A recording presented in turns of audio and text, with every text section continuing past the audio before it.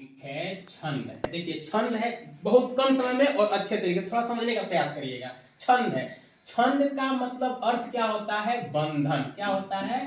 बंधन।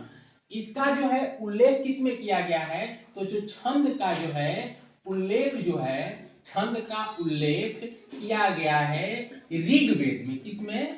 ऋग्वेद में। वेद को जानते होंगे, ऋग्वेद में। तो वर्तनी पर ध्यान ना दीजिए क्योंकि कम से कम समय बताना है। छंद का उल्लेख किसमें किया गया है? ऋग्वेद में। इसका उल्लेख किसने किया? प्रश्न उठता है कि इसका उल्लेख किसने किया? तो उल्लेख करने वाले का नाम है पिंगल ऋषि। क्या नाम है? पिंगल ऋषि। क्या नाम है? पिंगल ऋषि। छंद का उल्लेख किसने किया है? पिंगल ऋषि। अब देखो छंद का दूसरा नाम, छंद का इसीलिए जो पड़ गया आपका छंद का दूसरा नाम जो हो जाएगा पिंगल हो जाएगा, क्योंकि उल्लेख किसने किया है? पिंगल ऋषि ने।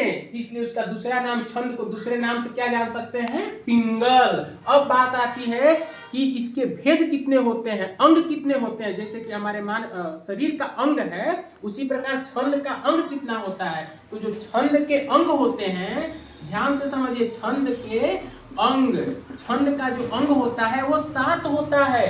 अब आता है कौन कौन होते हैं? तो पहला जो होगा मात्रा होगा। क्या होगा? मात्रा। दूसरा जो होगा वर्ण होगा। वर्ण के बाद तीसरा जो होगा गति होगा।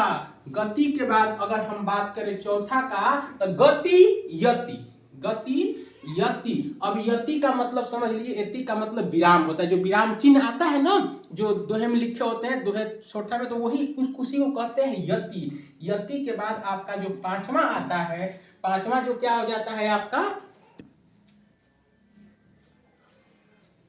पांचवा जो होगा वो तुक हो जाएगा। तुक। और तुक के बाद जो छठवां आएगा वो चरण हो जाएगा। क्या हो जाएगा?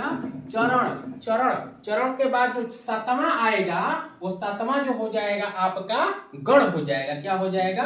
गण। इसी के साथ अंत करते हैं नेक्स्ट वीडियो अगले एपिसोड में। जय हिंद।